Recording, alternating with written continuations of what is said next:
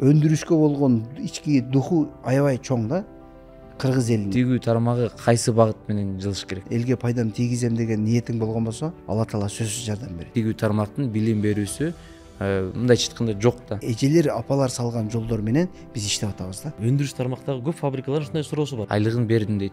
Бирок коркуп атам дейт. Иштей бер анда. Сага команданын кереги жок. Тигүү тармагындагы дүйнөдү дүңгүрөтсөк мүмкүнчүлүктөр бар. Партнер келсе менин бизнесимди тартып алат. Көп эле ишканалар жабылып атат. Сооданын ыкмалары бүгүн өзгөрдү. 2 компания келет да ушул күндө. Zara да келет, Uniqlo да келет. Эң негизги нерсе бул мода. Биздики чоң мелдеш болчу да. Чоң эле. Чоң мелдеш. Аны Япония кулаганда көрөбүз.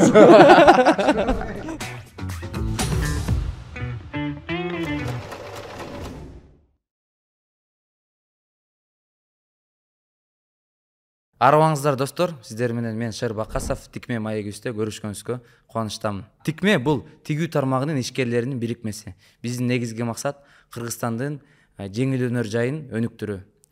Учурдан пайдаланып биздин башкы өнөктөшүбүз Optima Bankка терең ыраазычылык айта кеткибиз келет.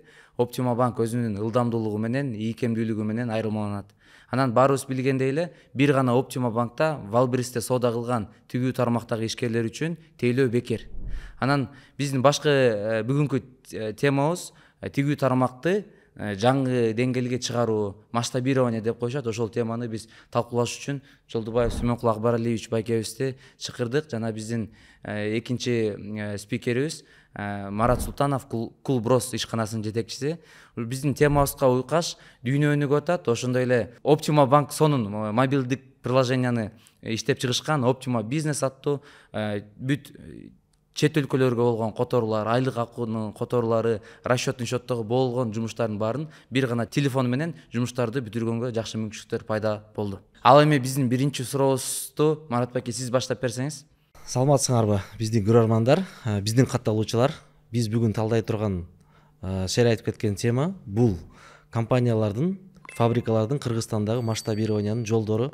Ошолорду бүгүн кенен сүйлөшөбүз. Биринчи бир тигүү тармагына Кыргызстан келип калыптыр. Сүймөнкул байке, бизге сиздеги болгон маалыматтарды, сиздеги болгон тарыхты бир Кыргызстанга кантип, кайсы күндөн баштап Кыргызстан ушу тигүү бизнесинин дүйнөдөгү чоң орундагы мамлекет болуп саналып калды. Кайдан келди бул, баштапкы күндөрү кандай болгон? Ошону бир айта берсеңиз бизге. Жакшы болот. Мен негизи Союздун тарагандан кийинки жашоолорду ошо 10-12 жаштагы бала элем. Мындай болжолдуу эсимде. Анан бир топ мындай бир кыйынчылык, өзгөрүүлөр, мындай жашоонун кыйынчылыктары аябай көп болгон учурлар. Ошол учурда аябай көп болгон. Бирок мен ал жердеги окуяларды эмне үчүн айтып атам? Күн өтүп мен дагы ишкер болуп иштеп баштадым. Бул 2000-жылдар болчу. 2000-жылдары мен тигүү цехинде иштейт экендигибизди, Кыргызстан ушул тармакта иш алып барат экендигибизди мен билген эмесмин.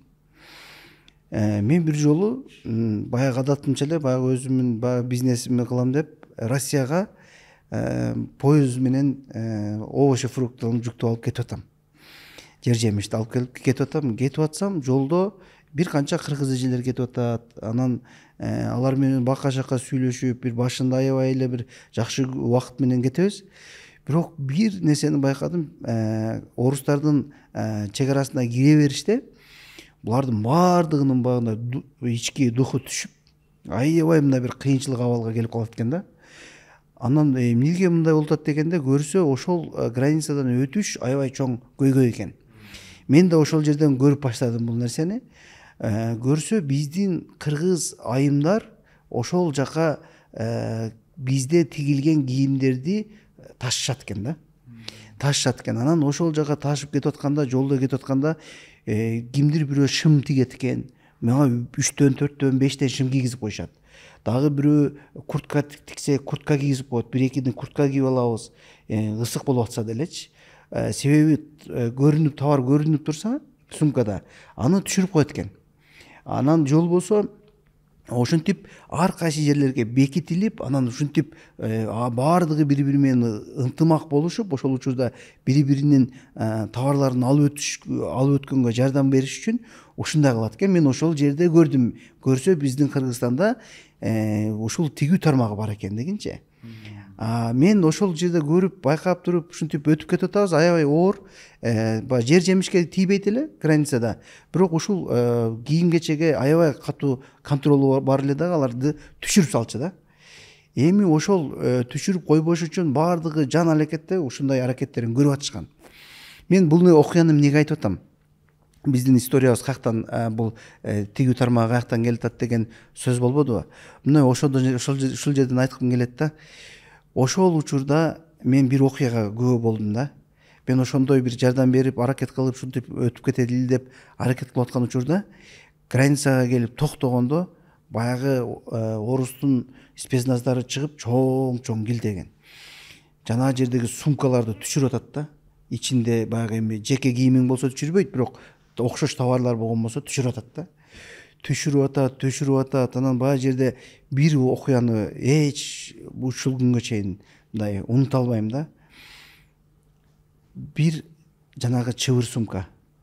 Ошол чыбыр сумка менен элдер окат кылышат, ташышат. Өзү көп деле сумкасы болбойт. Бир 2ден 3дөн чыбыр сумкага ылайыктуу товарды тигип алышып, Россияга апарып сатышат да. Ошол чыбыр сумканын бирөөсүн бир омон сүдүрөп түшүп кетип да. Түшүп кетип атса, жанагы бир эже баягы сумканын кармачуу жагына колун киргизип алып, монтип кармап алып, сүдүрөлүп кетип атат да. Кошо. Баягы омон сүдүрөйт, эже кошо сүдүрөлөт, сумканы бербейм дейт. Эң өкүнүчтүүсү, эженин 3 жаштагы, 4 жаштагы кызы эженин бутуна жабышат да. Ушинтип аябай бир оор абалда, баягы абалды көрүп, эркек болуп мен чыдап турушум кыйын болду да. Баягы жерде менде дагы эми жаш жигитмин, мен баягы ургум келет жанагынычы, эмнеге мындай кылтасың деп. Бирок бөтөн өлкө, бөтөн адамдар, алардын укугу бар, ал нерсени жасаганга. Бирок бизге ошондой аларга каршы көрсөткөнгө мүмкүнчүлүк жок да. Айткым келген нерсе, ошол жердеги турган абалды көрүп, аял кишинин ошончолук кордолгонун мен жашоомдо биринчи жолу көрдүм да. Ошону көрүп туруп мен аябай кыйналдым да. Кыйналып, же жардам бере албайм, же өзүмү басып тура албайм. Ошондо айткам, демек бул аял кишилер үчүн ошол жердеги кордук бул аябай оор экен деп мен ичимен ушунчалык бир капа болуп жүргөм. Аял кишилерди биз сыртка ушундай бир оор абалга туш кылбашыбыз керек экен депчи. Анан мен бүгүнкү күнү мындай бир ойлоп көрсөм, бул силер сурап атпайсыңарбы, кыргыз тигүү тармагы каяктан келди, кандай болду дегенде, ошол чыбыр сумка менен салган жолдор, бир сумка, 2 сумкалап салган жолдор бүгүнкү күнү Кыргызстанды ошол тигүү тармагында чоң белгилүү, аттын кашкасындай чоң брендтерге белгилүү мындай атын чыгарган Made in Кыргызстан деген бир чоң брендке айландык да. Айткым келген нерсе, бул ушундай жолго алып келген бул кыргыз айымдары. Кыргыз айымдар ушундай сумкалап, чыбыр сумкалап салган жолдордо бүгүнкү күнү биз ошол эжелер, апалар салган жолдор менен биз иштеп атабыз да. Бүгүнкү күндө тигип аткан дагы айымдар го. Бүгүнкү күндөгү дагы айымдар, жалпы эле негизи Кыргызстандагы чоң Кыргызстанга кирешени келтирип аткандагы ошол айымдардын салган жолу да. Бул айткым келген нерсе, бүгүнкү күнү алтындан кийинки экспортто турган бул биздин тармак, текстиль тармагы. Биз эң көп текстилди экспорт кылабыз Кыргызстанда. Кыргызстанда 500 000 жумуш орун түзгөн ушул тармак. Ошол апалар салган чыйыр жол бүгүнкү күнү миңдеген, 100 миңдеген адамдарга жумуш орун түзүп, мамлекетибиздин түптөлүшүнө, мамлекетибизге чоң салым кошула турган багыт катары ошол апалар салып кеткен жол ушул жол. Чоң рахмат Сүймөнкул байке, аябай бир жакшы, жүрөккө оор калган бир так бар экен эми сизде ошол күндөрдөн. Эми бир сүйүнүчтүүсү азыр андай заман эмес экен буюрса. Азыр тигүүчүлөр ошол товарын жеткирүү үчүн болгону бир карго деген кызматтар бар эми азыркы заманда. Тарыхта оор күндөрдү өткөргөн экен да. Азыр каргого бересиң, айткан жериңе, айткан адресиңе алып барып таштап берет. Салыштырмалуу эч кандай бир кыйынчылык жок. Ооба, бул азыркы күнү биз ошол кызматтарды колдонуп атабыз. Ал кызмат турсун, ар бир ишкана өз алдынча бир жана чоң фураны заказ кылып эле ошого толтуруп товарларын жөнөтүп калышты. Ошондой деңгээлге жетишти да. Мындай айтканда күнүнө жүздөгөн КАМАЗдар ошол экспортко ылайыкташылып иштеп атышат. Айткым келген нерсе, бул бүгүнкү күнү биз эң жыргал учурунда турабыз. Ошол учурду кантип пайдаланайлы, кантип биз туура жака бурсак болот дагы деген ойлорду мен көпчүлүк кишилер менен талкуулагым келет. Бүгүн да ушул максатта силер менен көрүшүп атабыз да. Сүймөн Коке, рахмат. Биз мындай 3 блокко бөлсөк, бул тарыхты карадык да. Тарыхта мисалы үчүн кечеки күнү бир 15-25 жыл мурун караганда абал ушундай болсо товар жеткизүү. Азыркы күнү эң жеңил учурда турган болсок, эртеңки күнү тигүү тармагын кандай өзгөрүүлөр күтүшү мүмкүн, кандай өзгөрүүлөргө биз даяр болуш керекпиз деген оюңуз бар. Ооба, бул жерде биз ошол учурдагы салынган жолдор, же болбосо ошол болуп аткан учурдагы соданын ыкмалары бүгүн өзгөрдү. Бүгүн онлайн сатууга өзгөрдү.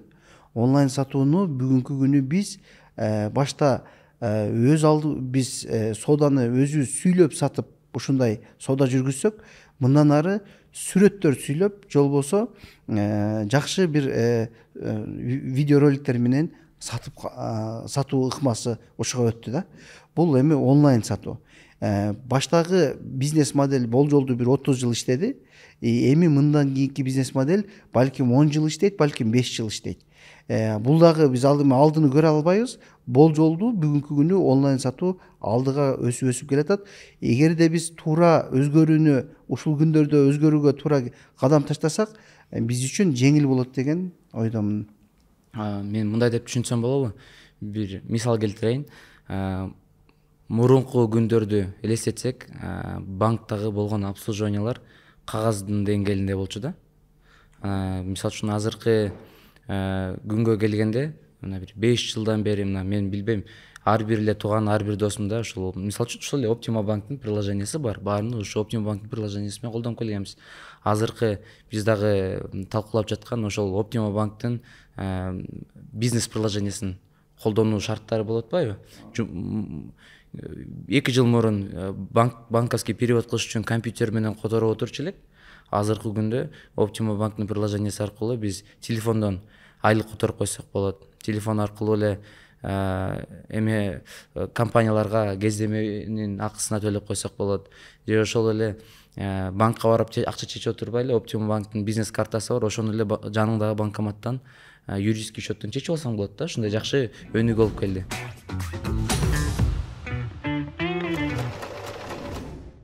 Мир меняется ежедневно. Мы сохраняем главное. Мы растем, чтобы быть ближе, предлагая больше. Мелочей нет. Каждый шаг важен.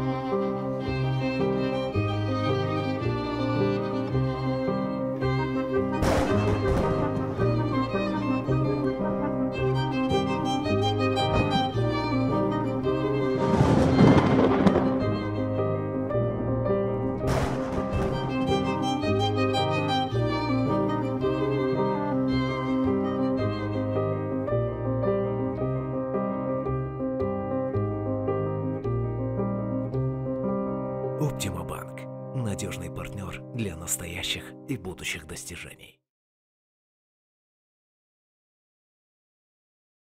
Машиналардын деле өнүгүүсүн карасак, баарыбыз бир шаарда машина көп. машинада мен караганда мурда механика мындай машина эле, азыр уже автопилот менен жүргөн машиналар болуп атат. Ар бир эле жаңы машинага жана планшеттер болуп калган да, кнопка жок. Демек заман аябай тез өнүгүп кетти да. Тигүү тармакты дагы өнүгүү аябай каптап келатат. Азыркы жаңы тепкич, жаңы деңгээлге тигүүчүлөр даярданыш үчүн демек булар билимге көбүрөөк басым кылыш керек деген ойдомун да.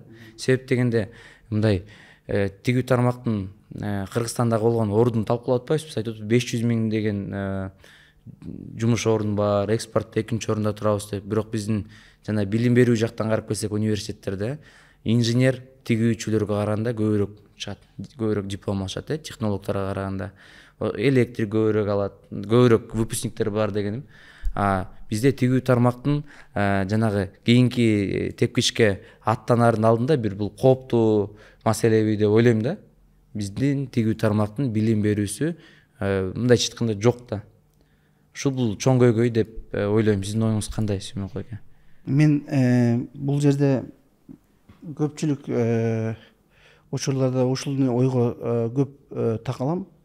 Кыргызстанда кризис негизи эле дүйнөдө көп кризис болот деп айтылат, бирок Кыргызстанда ошол кризисти көп сезе бербейт элек да, көбүнчө эле.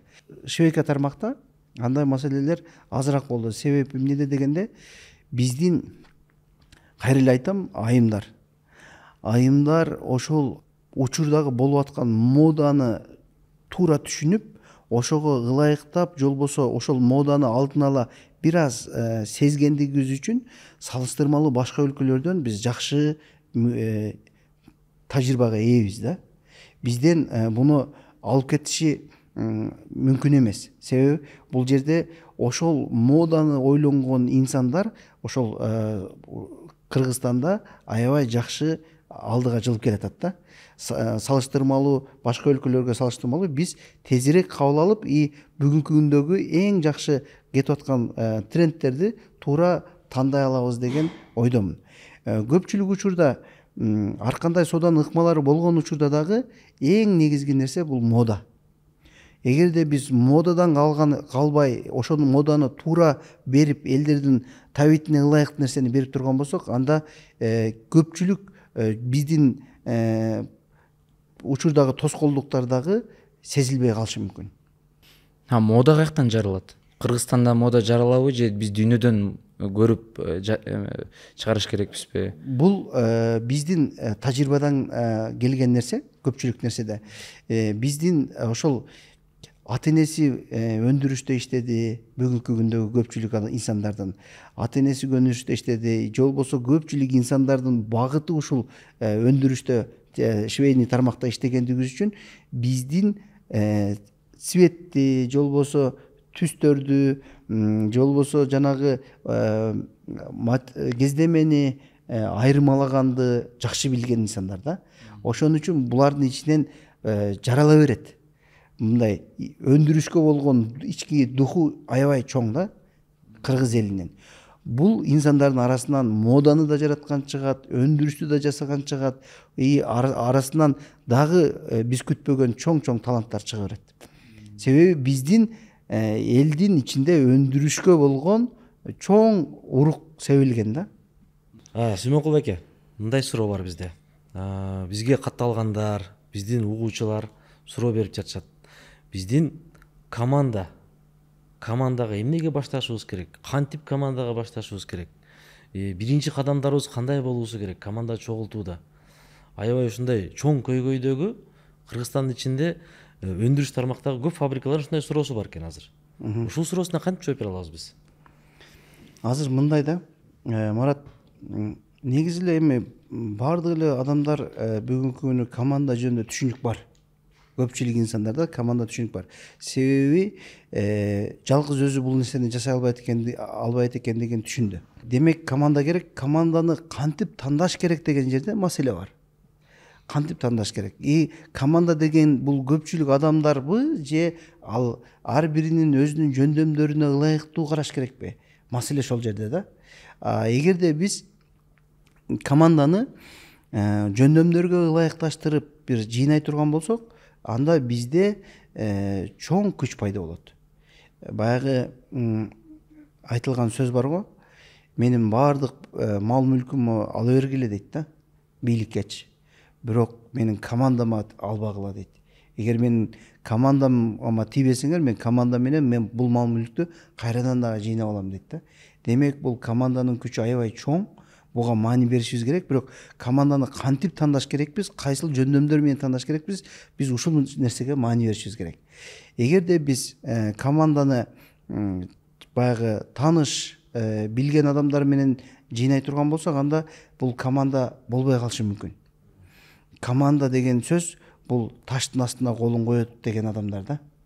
Таштын астына колун коет деген. Мындай айтканда, эгерде колун кое турган болсом, ал дагы колун коет. Мындай оор болсо баардыгыбызга тиет дегендейчи. И ошол сыяктуу баягы жүрөгүн бир жерге коюш керек да. Бир адамдын артына уюш керек, лидердин артына. И артына ошонун артынан бир канча адам тизилип туруш керек. Мына ошондо булар бир команда болуп, анан багыты, максаты бир болуп, булардын иши алдыга дагы жүрүшүп баштайт да. Эгерде биз команданын ойлору ар кандай, баалуулуктары ар кандай, пикирлери ар кандай кишилер болуп калган болсо, бул жерде дагы бир маселе бар. Биз көпчүлүк эле учурда ошол команданы туура тандай албагандыгыбыздан ишибиз алдыга жылбай, же болбосо бир чоңойбой аткандар ушулар болушу мүмкүн. Себеби команданын баардыгынын максаты бир эмес да. Ошон үчүн бул жерде команданы жыйнаштан алдын жеке ишкердин, лидердин өзүнүн чоң максаттары болуш керек. Ошол максаттары келе турган командага ылайык туура келчү баалуулуктар болуш керек. Мындай айтканда, адал ырыскы табуу, коомго пайдасын тийгизүү деген жок дегенде ушул эки максат болуш керек. Ишкердин өзүндө кара башын багыш эмес, же болбосо өзү эле жыргап эмес, элге дагы пайдамы тийгизейин деген ниет болуш керек. Мына ошондо ошол жакшы ниетке инсандар келип кошулат да. Мына ошол келип, ошол максат ушул максат мага жакты деп туруп кошулган кишилер, мына ошолордон ичинен команданы түзсө болот. Алардын ичинен дагы ар бири эле баардыгы эле бир багытта иш эмес, 4-5 багытта иш алып барган кишилер болуш керек команданын ичинде. Мына ошондо анан бул иштин команданын туура түзүлүшү мына ушул жерден башталат. Мен көбүнчө эле айтып кетем, биздин жумушта деле айтабыз, бул эми биздин мисалдар, адамдардын карактерлерин биз көпчүлүк учурда ар кайсы жаныбарларга окшоштуруп жакындатабыз. Мисал үчүн команданын ичинде көбүнчө эле айтабыз, лидер болуш керек. Лидер бул арстан. Бул арстан эч бир нерседен коркпош керек, риск дегенде табакелге барыш керек, же болбосо мындай бир командага дем күч берген, алдыга сүрөгөн, кеттик деген бир характердеги адам болуш керек команданын ичинде. Ошол эле учурда команданын ичинде сатууга болгон жөндөмдүү адам болуш керек. Сатууга болгон жөндөмдүү адам бул маймылдын характерине окшоштурабыз. Маймыл характердеги адамдар булар бир жерде ордунда тура албаган, же болбосо бир оюн зоокко аябай мындай тез даяр болгон, же болбосо уюштурганда аябай жакшы уюштурган, ортодо отурган болсо мындай бир күлтүрүп команданы биригүүгө тартып келген бир характердүү адам болуш керек команданын ичинде. Ошол эле учурда өндүрүштүн ичинде бул пил характерге окшоштурабыз. Өндүрүштүн ичинде дагы ошондой бир адам болуш керек. Бул убадан аткарган, мындай бир стабилдүүлүккө катуу көңүл бурган, жумушчулар менен эсептеше билген, аларга катуу тийбеген, мындай бир адамдык мамилелерди чыңдаган бир ушул характер болуш керек команданын ичинде. Дагы бир характер бул кумурска характер. Кумурска характер бул ошол компаниянын ичиндеги ар бир кыймылдап аткан эсеп чөттү туура жүргүзгөн, ошол нерселердин аманаттарга бекем болгон, бул ар бир убадаларды так убагында аткарган, айлык акыларды туура таратып, адилеттүү бөлүштүрүп берген бир кумурскага окшогон бир характердеги адам болуш керек. Ушул 4 түрдүү характерди биз бир жерге жыйнаганда гана идеалдуу менеджер пайда болот ортодо. Ошондо жумуштун кетиши да жеңил болот, иштин алдыга жылышы да жакшы болот.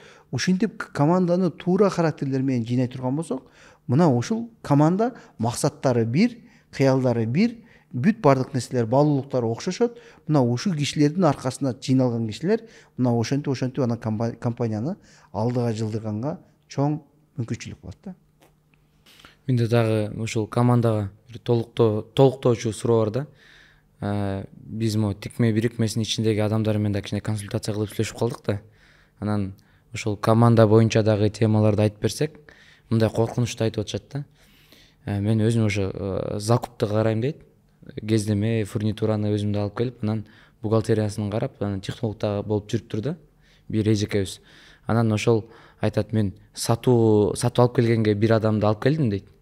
Айлыгын бердим дейт. Бирок коркуп атам дейт да. Ал мен 5 сомдук алган нерсени 7 сом деп мага айтып келгенде мен эмне кылам, ошону текшере албай атам деген суроо көтөрүлүп атат. Бул биринчиси, ишенбегендик да. Анан экинчиси, жана технология келип эле кете берет экен да. 4 технолог алмаштырдым дейт. Азыр уже коркуп калдым дейт. Аларга бергенден. Аларга берем, жумуш ошондой эле кетет, бирок менин себестоимостум өсүп кетип атат. Команда десеңер мен команданы канча чогултам дейт деген суроо берет да. Бул эженин кандай чечимдерге бул эже мисалда барыш керек? Кандай бир аң сезимде өзгөрүү болуш керекпи? Негизги эле биринчи суроодон баштасак, мисалы үчүн сатууга кишини алдым, бирок ишенбейм депчи. Ишенбейм. Бизнесмен эгер толук ишенбесе, анда ал бизнести кылбаш керек да. Бизнесмен ишениш керек адамга. Ошонун ишенбей аткандыгын ал да сезип турат көзүнөн. Адам сезет бири-бирин. Ошол үчүн бири-бирине ишеним толук болуш керек. Эгерде ал кишиге ишеним болбогон болсо башында, анда ал кишини ишке албаш керек. Ошон үчүн ишке келген эле күнү алдым сени деп чечип албай, ал киши менен 2-3 ай мындай бир багытта иштешип көрүш керек. Ал ошол 2-3 ай ичинде бул киши менен иштешип, туура муну менен чогуу барат экендиги, бул адамга ишенсе болот экендигин адам ынангандан кийин анан бул ишти бериш керек да. Келген күнү эле берип алып туруп, анан эртеси күнү кайра текшерип баштаган туура эмес. Экинчи маселе жанагы технологду жумушка кайра кетип атат. Ал киши дагы эле ушундай. Жумушка келген күнү эле макул сени алдык эмес, мен сени бир ай көрөм.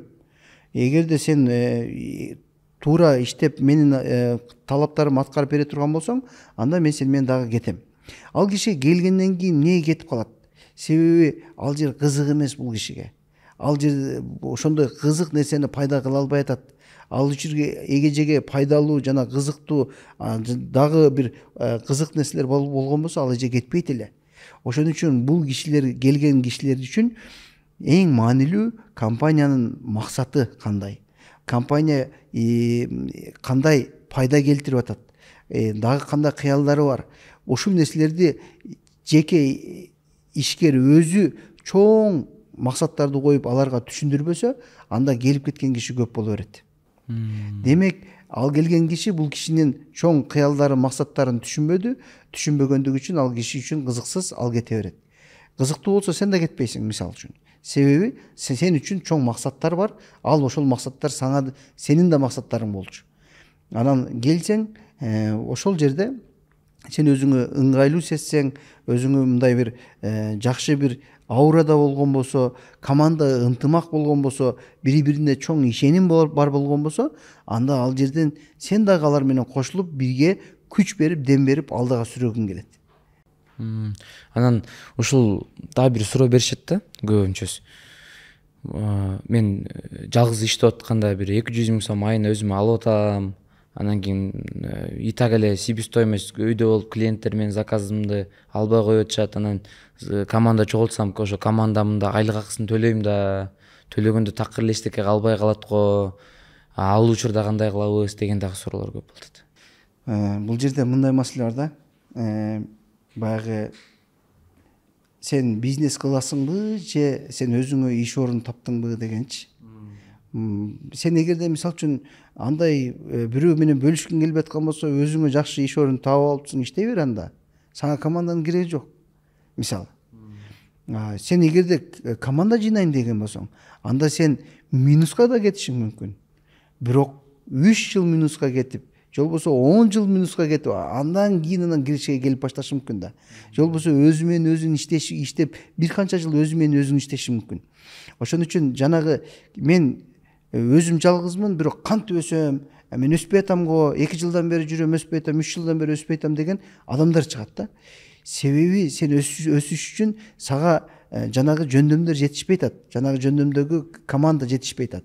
Ошол команданы ала турган болсоң, сенин кирешең жоголуп, мындай айтканда 0 менен 0 эле иштеп калат экем деген ойдо эгер ойлоно турган болсоң, анда бизнес чоңойбойт. Ошон үчүн команданы жыйнаш керек. 0 2 жыл иштесең да, 3 жыл иштесең да 0 иштеп, команда түптөлүп, аябай күчтүү бир абалга келгенде, бүгүнкү таап аткан киреше ал 1 жылда табылып калат. Бүгүнкү кетирген 3 жылда чогулта турган сумма, таппаган, жоготкон акчаң 1 жылда команда менен анын 10 эсе көбү табылып калышы мүмкүн. Ошон үчүн команда түзүштө коркпош керек.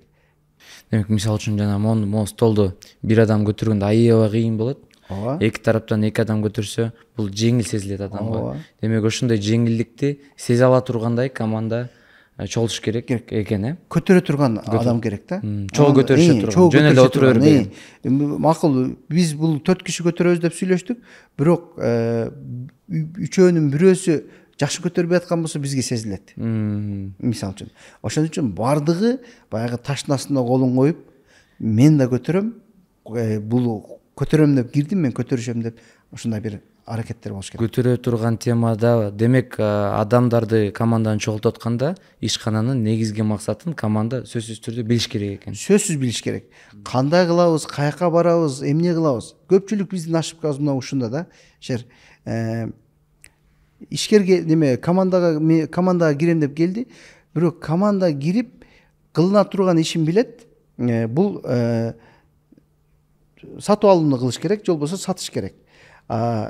Эч кимибиз айтпайбыз. Бүгүн биз кеттик, чуркайбыз деп айтып атабыз. Мисалы үчүн, каяка десем, но жактарга, тоо жактарга.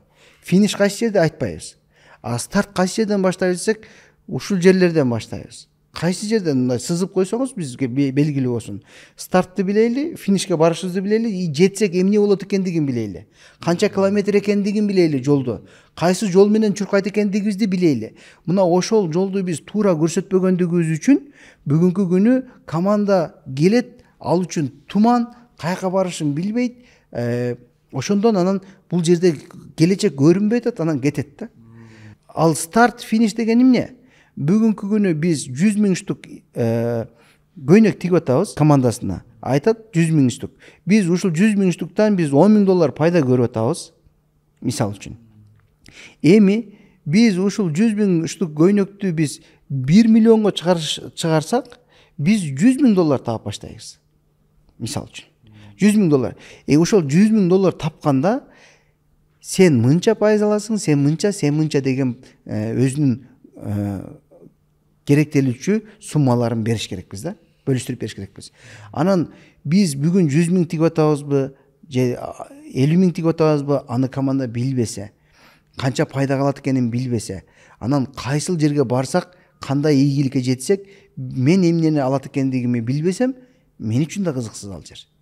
Ошон үчүн ар бир жумушчу өзүнүн ошол жерге келгенде кайсыл абалда келди, кайсыл жерге барса эмне алат экендигин билишибиз керек. Демек, масштабированиянын бир чоң бөлүгү бул ошол туура команда чогулту экен. Ооба. Анан дагы бир бөлүгү бул ошол кыялдануу деп айтсак болобу? Себеп ишкананын жетекчиси бир чоң максатты коюп, ошо кыялданып, ошонун негизинде командага мотивация берип, могул жака барабыз деп үгүттөйт экен да. Ооба. Мен кечинде отуруп бир Сингапурдагы өзгөрүүлөрдүн себептерин окуп чыктым да. Малайзия Сингапурду бөлүп салыптыр. Бир 100 жыл, бир кылым мурун да. Бөлүп салганда Сингапурдун өзүнүн суусу дагы жок, ВВП на душу населения $500 экен да. Анан көп прогноздор Сингапурду кулайт деген прогноздор берилиптир да дүйнө жүзүндө. Ошол кезде Ли Куан Ю баарыбыз эле билгендей ошол Сингапурдун башкаруусун алат экен. алганда анан биринчи эле иштеген ошо коррупциянын дагы башка нерселердин бир топ жумуш кылыптыр эми анын баарын айтканда көп узун болуп кетет. Бирок ошол демек Ли Куан Ю Сингапур кайсы тарапка барыш керек экенин билген адам экен, билген, ошону билген, анан рисктерди өзүнүн мойнуна алган. Ли Куан Ю кетип аткан кезде Сингапур билим берүү жактан азыркы бир топ 10 мамлекеттин арасына кирет экен. ВВП на душу населения мурун $500 болсо, кетип аткан маалда $15,000 болуптур да. Азыр эң бай өлкөлөрдүн бири бул Сингапур да. Демек бул мындай элестеткенде өтө чоң результат. Түп тамырына келип карап чыксак, бул жөн эле кыялдануудан башталган экен да. Ооба, Сүймөнкул байке, рахмат. Негизи мен түшүндүм сиздин айтуыңуздан, биздин бүгүнкү күндөгү жетекчилер, компаниянын ээлери өзүнүн колундагы эле жумушчулардан баштап издеп баштаса болот экен да команданы. Балким ага чейин сиз айткан нерселерди, темаларды алар менен ачык алтырып сүйлөшпөсө, жанында эле жүрөт, бирок командасы барбы, командасындабы, ал командасында эмеспи, билбей да жүрүшү мүмкүн. Эгерде буну биз, сиз айтып атасыз, баягы компаниянын кыялы, негизги максаты, жете турган бир целдери, ошону аныктап чыккандан кийин анан команда түптөлөт дегенди мен түшүндүм да, көпчүлүк. Бизде ушул нерсе бар да, Марат. Көпчүлүк эле учурда биз команда жыйнаш керек десе, сөзсүз сырттан келиш керек деп ойлонобуз да. Сырттан келиштин кереги жок. Анын ичинде отурган швея да болушу мүмкүн, тигүүчү да болушу мүмкүн, ошондой жөндөмдөгү. Ал бар ал кишилер. Же болбосо ошол кишинин тегерек четинде эле көп жүрөт. Болгону аларга ошондой мүмкүнчүлүк берген эмес да. Мындай айтканда, аларга чечим чыгаруу мүмкүнчүлүгү берилген эмес. Бүт бардык нерсени мен өзүм чечем, өзүм коем, бүт силер аралашпагыла, мен чечем деп отуруп, алар ошол бойдон эле жабылган бойдон турат да. Эгерде адам менен сүйлөшүп отуруп, адамга ушунчалык мындай ичине кирип, адамдын ички дүйнөсүнө газ бере турган болсоң, адамдар укмуш өзгөрөт. Болгону адамдар менен сүйлөшкөндө туура билишибиз керек. И ошол эле учурда ишенгенди билишибиз керек. Адамга ишенбесек, ал эч ким биз менен көпкө барбайт. Ошон үчүн ишеним бул аябай чоң нерсе. Бүт бардык нерсе ишенимдин артында турат. Биринчи таанышкан адам менен дагы эле биринчи сүйлөшүп көргөндөн кийин, биринчи ишеним болбосо, андан кийин эч кандай иш түзүлбөйт. Ошон үчүн биринчи ишеним, андан кийинки кадамдар өзүнөн өзү ачылып уланат да. Андыктан ошол команда өзүбүздүн тегерек четтеги жүргөн адамдардын ичинен эле издейли, сырттан карагандан көрө. Ооба, сырттан эгерде жетишпей аткан кадр болуп аткан болсо, сырттан карасак болот. Команданы компаниялар кайсыл күнү түшүнсүн. Мен бүгүндөн баштап команда чогултушум керек деп. Мындай бир түздөн түз эсеп жагынан карап айтабызбы биз буларга, же булардын объем сатуусуна карап айтышыбыз керекпи? Мен оюмча кыялга жараша, Жок, команданын эгерде баштан деле команда чогултуп баштасак болот. Эгерде ишкермин деп өзүн эсептеген болсо, анын жанында уже 3-4 киши болуш керек. Жок эле дегенде, ишкермин, мен ишкерлик кылам деген эле киши болгон болсо, анын жанында 4 киши сөзсүз болуш керек. Айтор Чарчап калганда эмес.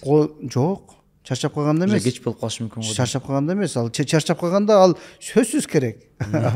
Бирок ошол чарчап калганга чейин ал керек. Мындай айтканда, эгерде биз жаңы бир ишти баштайбыз деп аткан болсо, бирөө уже ошону команда менен башташ керек. Ансыз деле эми ал команда менен башталат да. Мисалы үчүн тигүүсекине 2 тигүүчүнү, бир технологду, бир кройщикти алып келсең дагы эле, мына ушул өзү команда. Ушуларга айтыш керек, биз келечектеги эң чоң компания болобуз, эң чоң фабрика болобуз. Ошол үчүн бүгүндөн баштап ниетибизди оңдойлу, максатыбыз адалдан ырызкы табуу, коомго пайдабыз тийгизүү. Бу эгерде кара башын ойлогон болсо, ушул компания өспөйт. Өспөй эле жүрөт көпчүлүгү деле. Ошон үчүн ниет көп нерсеге байланыштуу. Ниетти ошол иш алуучу дагы, жөнөкөй иш алуучу, ошол жердин тазалыгын карап аткан киши дагы ниети ошондой болуш керек да. Сүймөнкул аке, сиз тигүү тармакта 18 жылдан бери жүрөсүз да. Башында ишканаңызга болгон ниетиңиз жана кыялыңыз кандай эле? Ошол экинчи суроом ишке аштыбы? Анан азыр кандай келечекке? Биз ошол ниетти биринчи баштаганда эле ишкананы 4 машинка менен баштаганбыз да. Ошол 4 машинка менен баштаганда 1 килограмм пряник токоч менен, анан 1 кола менен, анан лентаны алып туруп лента кесип баштаганбыз. Ниеттер чоң болчу. Ошондо чоң фабрикалар болсун деп ниет кылганбыз. Али күнгө чейин эсимде турат. И ошондой болду. Себеби бул нерсе ниетиңе эгерде мен элге пайдам тийсин, элге пайдам тийгизем деген ниетиң болгон болсо, Алла Таала сөзсүз жардам берет. Анан кара башыңы гана ойлогон адам болсоң, анда ошого ылайык эле рызкы келет. Ошон үчүн ар бир адам ниетин чоң кылганга мүмкүнчүлүгү бар, и кылыш керек. Мына ошого жараша рызкы ошого жараша келет. Жакшы. Азыркы күндө дагы Кулброс ишканасына, Кулгруп ишканасына, жалпы сизге тиешелүү ишканалар көп. Ошол ишканалар боюнча кандай кыялыңыз бар? Кандай болсун деп элестетесиз? Мен биз азыр чогуу команда менен чогуу жасап аткан иштерибиз бар. Ошол Кыргызстандагы өндүрүшчүлөрдү бренд абалына алып келиш максатыбыз бар. Биз өзүбүз жасап көрүп атабыз. Башында азыр мисалы үчүн Толор брендин жасап атабыз. Ошол Толор брендинин артында буюрса бир канча брендтер чыгыш керек, Кыргызстан брендтери. Мына ошол кыялдар бар. Эгерде Кыргызстандан ушундай СНГнын ичинде же болбосо дагы бир андан дагы алдыга чыккан брендтер пайда болгон болсо, кандай бактылуу, кандай кубаныч. Кыргызстан сыртка канчалаган экспортторду чыгарып баштайт. Бир Uniqlo чыгарып алган болсок, не деген иш болот эле бизге. Бир учур болгондо, мен 2020 же 2019 калп айтпасам Zara беле же Waikiki бир чоң бир бренд келген да Кыргызстангачы. Чоң заказ менен келген. Ошол кезде бир дагы ишкана ошону кабыл албай алган да, мындай өндүрүш мощности жетишпейчи. Ушундай жакшы мүмкүнчүлүк болгон Кыргызстан үчүн. Ошону бирок тилекке каршы кыргыздар муну ала албай калган. Ошол кезде бирикмелер жок болчу да. Азыр ошондой чоң бренд Кыргызстанга келип калышы мүмкүнбү, мүмкүн эмеспи? Мүмкүн. Андай мүмкүнчүлүктөр Кыргызстанды байкап эле турат. Болгону биздин иштөө системабыз бир аз мындай тоскоолдук көрсөтүп атат да бүгүнкү күнү. Алардын талабы конвейер система. Конвейер система менен иштешет. И ошол количествосу көп, саны көп. Мен бир окуяны айтайын. 2016 жылы Францияга бардым, выставкага. Кыргызстан ошол жерден стенд алып, ошол жерге Францияда өзүбүздүн брендтерибизди, өзүбүздүн модаларыбызды көрсөтүп атабыз. Ошол жерде сүйлөшүп отурсак, бизге Zara'нын менеджерлери келди. Zara'нын менеджерлери келип, биз менен отуруп, Кыргызстан кандай, бул каяк деп ошол жерден анан кийин картадан, глобустан карап отуруп, сүйлөшүп отуруп анан айтты бизге. Силерде 20 миллион изделия бир аялдардын футболкасынан 20 миллион изделия. Биз ошол учурда 20 миллион изделияны тигиш бир 3-4 чоң Мемин деген компания чогулуп дагы кылышыбыз кыйын эле. Ооба биз кыла алабыз, жасайбыз десек дагы биз ала албайт элек да. Бир эле моделинен. Ал 10 модель берген жок. Бир модельден 20 миллион блузка. Кыйын нерсе да. Бирок ошолордун Кыргызстанга кызыгып, биз иштешкибиз келет. Силер эгерде биздин объемду тиге алсаңар деп бүгүн деле турат, мисалы үчүн. Бүгүн деле турат. Бирок анча объемду тигип бериш бүгүн кыйын. Мисалы үчүн ошондой чоң брендтер менен чоң объемду, аябай чоң акчаларды сүйлөш үчүн бул башкача масштаб мышления да, орусчасы. Масштаб мышления керек да. Ошол масштаб мышленияны кантип өнүктүрсө болот? Мисалы үчүн азыр биздин тигүүчүлөр эмел менен жүрөбүз да, 10 000 штук шейм же 10 000 штук футболка деп издеп ошол нерселердин артынан жүрөбүз да. А болсо рынок бизге дагы чоң деген подароктарды балким даярдап турат да. А ошол подароктарга өзүбүз аттанмайынча биз жетпейбиз. Ошолорго аттаныш үчүн жаңы масштаб мышление керек. Көбү эле дагы элестетет экен ошо. Мисалы үчүн Кыргызстандан бренд кылып, Кыргызстандын атын кыргыз аты менен чыккан брендти чет өлкөдөн сатуу бул мүмкүн эмес дешет экен. Ошол эле Зараны заказын Кыргызстанга алып келиш, жок мүмкүн эмес деп, бул жанагы мышлениедагы болгон вопростор бар экен да. Ошол эле тикме деп иштеп атканда жана биз Сүймөнкул айке менен болгон подкастты ийбо деп айтып бергенде эми ал клуброс да депчи. Эми алар уже чоң да, эми алар уже бул тажрыйбаны өткөн да деп өзүнүн мышлениясын чектеп коюп атышат да. Ошондой мышлениянын жаңы тепкичке чыгаруу жолдору кандай? Кантип жаңы тепкичке чыгыш керек мышленияда? Өзү негизи ар бир эле адамдар, ар бир эле ишкер мээде дубалдар бар да. Орусча айтканда стеналар бар. Өзүбүз тосуп алганбыз да. Мага ушул эле ушуну ичиле, мага тиешелүү, мага ушул эле мен өзүмө ушул эле ылайыктуу, мага ушундай боло берет деп баягындай өзүбүздүн самооценкабызды аябай тосуп алабыз да. Чектеп алганбыз. Ошол дубалдарды сындырыш керекпиз да. Ошол дубалдарды сындырып, ошол дубалдарды биз алышыбыз керек. Эгерде биз ой жүгүртүүнү Кыргызстандын ичинде Дордой деген базарга сатабыз, андан ашык барып тиги Люблино деген базарга сатабыз деген эле эки эле түшүнүк бар да бизде. Ушул түшүнүктөн сыртка чыкканда ал жерде толтура мүмкүнчүлүктөр пайда болот. Ал үчүн адам сыртка чыгыш керек. Башка рыноктарды көрүш керек.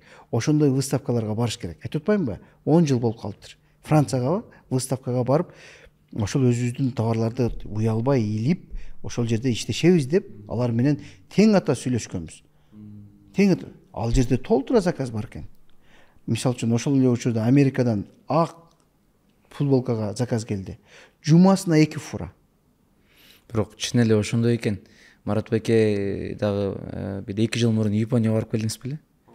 Марат байке иш сапары менен Японияга барып келгенде бизге аябай көп жаңылык менен бөлүшкөн да. Японияда мындай экен, бул мындай экен, алар вообще мынтип иштейт экен деп биз үчүн көп жаңылыктар болгон да. Ушуну айтып кетейин деп атам. Сүймөнкул байке айткандай, Uniqlo компаниясы бул чын эле бизде мээде дубалдар болот экен. Себеби Uniqlo компаниясы биз үчүн Япония, бирок мунун өндүргөн сырьёсу ушул күндө көбүнчө Вьетнам, Кытай экен. Ага тиккен мамлекеттер дагы башка мамлекеттер. Аларды сатып берген мамлекеттер дүйнө жүзү. Мындайча айтканда, ортодо эле Япония бул баштапкы точкасы да. Ошол жерден башталган бирок ошол жердеги бадамдар башталып, ошол компаниянын ичинде биз айтып кеткендей эле бир команда отурат. Бир команда отуруп, биз дүйнөгө сатабыз деп ишенип отурушат да. Ишенип бир кыймыл аракет кылып атышат. Алар жумуш кылганы бул башка нерсе экен. Тигүү десе эле биз ойлобошубуз керек, бул машинкага отуруп эле тигиш керек депчи. Тигүүнүн ичинде тармак көп. Бир участниги болуп туруп деле тигүү тармагындагы дүйнөдү дүңгүрөтсөк мүмкүнчүлүктөр бар. Аны болгону ишенич керек экен, анан команда керек экен. Ушул маселедечи биз өзүбүздү чектебей, мүмкүн болушунча башка рыноктарга чыгып сунуштасак, бул бардык жерде талап бар бул кийимге. Болгону биз барбайбыз, биз эч каккылабайбыз алардын. Эгерде биз эч каккылабасак, бала ыйлабаса эмчек каякта дейт го. Ошол сыяктуу барып ошол эшиктерди каккылап иштешкенге жол издешибиз керек. Мисалы үчүн биз Европага, Германияга экспорт кылып аттык. Сен ошол учурларда болуп калдың. Болот эле го. Эмнеге болбойт? Германияга экспорт кылабыз десек, ойлойт элек биз Германия аябай алыс болсо керек депчи. Германия Москвадан жакын экен го. Мындай айтканда, акчасынанчы. Бир фура бүгүнкү күнү $4000 Москвага кеткен болсо, Германияга кээ бир грузу $800 менен кетип атты го. Себеби бош кетет экен, ал жактан груз алып келгени фуралар бул жактан кетип атканда жөн кетпей ала кетет экен жүктү. Мындай айтканда биз ойлойбуз төлкө эле ушул эле базар бар депчи. Жок, ал базар эмес, бул жакты караба. Өзбекстан, Тажикстан, Афганистан жакка эмнеге кирбейбиз? Ал жактын эшигин эмнеге каккылабайбыз? Ал жакта эмне эл жокпу? Алар кийинбейби? Алар да кийинет. Толтура мүмкүнчүлүк бар. Болгону биз өзүбүзгө чек коюп алганбыз. Менин Дордойдогу базар контейнери менен эле соода кылсам болот, башка жакта менде мүмкүнчүлүк жок депчи. Ошон үчүн ооба бир адам жетишпеши мүмкүн. Ошон үчүн ар кандай таланттуу жаштарды кош керек командага. Билимдүү жаштарды кош керек командага. Ошол билимдүү жаштар ар кайсы өлкөлөрдө ошол сатууга мүмкүнчүлүк түзүп беришет да. Айткым келген нерсе, бизди дагы 2016-жылы мындан 10 жыл башта аутсанын бүтүрүүчүлөрү көбүнчө Америкадан окуп келген бүтүрүүчүлөр, USAID-теги иштеп аткан жаш жигиттер бизди ошол рынок алып барып, биздин көзүбүздү ачып көрсөткөн да. Ошондой биз түшүндүк, көрсө болот экен деген нерсени түшүндүктү алдык. Ошон үчүн бул билимге жана тажрыйбага аябай маани беришибиз керек. Чоң кыялдарды коюш үчүн дагы бир ушундай бир момент бар экен да. Марат байке менен жумуш үстүндө аябай көп сүйлөшүп калдык да. Анан бир кезде Марат байке ошо Японияга барып келди иш сапар менен. Мен Италияга барып келгем да. Италияга барып келип, анан кийин экөөбүз чогуу Турцияга барып көрүп келдик. Келгенден кийин да ошондой аябай дайыма бир поездкадан кийин биздин талкуубуз бир 2-3 айлык болуп кетет да. Ооба. А поездка жок маалында идея чыкпайт экен. Эмне кылабыз? Дагы менин киргизели дегенде пикир чыкпайт да. Анан бир жака чыгып туруш өтө маанилүү экен. Же чыккан адам менен сүйлөшүп, көбүрөөк билген адам менен сүйлөшүп, же өзүң чыгып турганга аракет кылыш керек экен да. Мен сен айтсаң бир нерсе эсиме келип атат. Мен да жаңы ишкананы жаңы баштагандан кийин мен бир кыдырганда 4 өлкөнү кыдырып анан келчимин да. Кыргызстанга. Бир кыдырганда ошондой. Мен чоң фабрикаларды аябай көп кыдырдым жаңы иш баштаганда. Ошолорду көрүп туруп анан кийин менде максат пайда болду. Мен чоң фабрика курам деген, чоң ишканаларды жасайм деген, 100 миңдеген инсандарга иш берем деген ички сезимдер ошондон кийин пайда болду. Көп нерселерди көргөндөн кийин пайда болду. Ошон үчүн бул ишкер киши бул ичинде барып, өзү барып сатып, материалды өзү алып келиш, бунун иши бул эмес. Бунун иши стратегия. Кантип туура жактарга барыш керек биз. Кайсыл жактан туура нерселерди алып келишибиз керек ишканага. Бул бир киши сырт жак менен тынымсыз мамилени түзүп, ошол жактардан ишти улантпаса, анда бул кишиде өсүү болбойт. Ишканасынын ичинен чыкпай жүрө берсе, анда ал киши жөнөкөй киши менен да бирдей эле. Ошон үчүн иштин негиздөөчүсү ар дайым сыртта жүрүш керек. Ар дайым кезиш керек. Ар дайым ар кандай инсандар менен сүйлөшүш керек. Багытты такташ керек. Ошол нерселерди аябай маани бериш керек. Биздин эски түшүнүктө сыртка чыгуу дегенде бул туризм деген түшүнүк бар да. Жумуш деген түшүнүк жок. Көбүн эсе элдер ойлошу мүмкүн бул сыртка чыгууда эс алып жүрөт дегендей. Иштеп жүрөт деген түшүнүктү алыш кыйыныраак. Дагы бир нерсени айткым келет да, Марат. Бул жерде мындай маселе бар. Биз азыр команда дедик.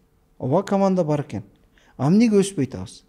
Себеби команданы өстүрбөй атабыз. Сен азыр айтып атасың, Италияга барып келгенден кийин 2-3 ай менде толтура идея. Японияга барып келдиң, сен аябай көп нерселерди алып келдиң. Компанияга киргизем деп атасың.